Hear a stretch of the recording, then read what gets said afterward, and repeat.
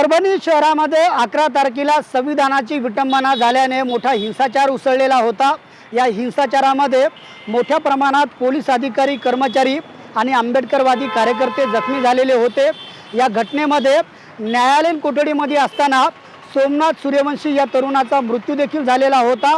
आता या घटनेच्या 10 दिवसानंतर राष्ट्रवादी काँग्रेसचे अध्यक्ष शरद पवार आज परभणी शहरामध्ये येणार आहेत। पवार सोमनाथ सूर्यवंशी या तरुणाच्या कुटुंबाचं सांत्वन करणार आहेत।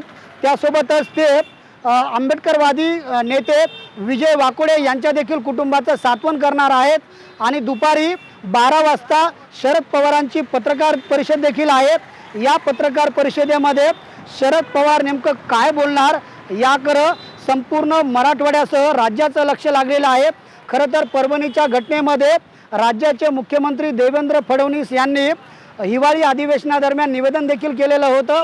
मात्र त्यानंतर आता शरद पवार परभणीमध्ये दाखल होणार आहेत आणि पवार नेमकं काय बोलणार याकडे आता सगळ्यांचं लक्ष लागलेलं आहे।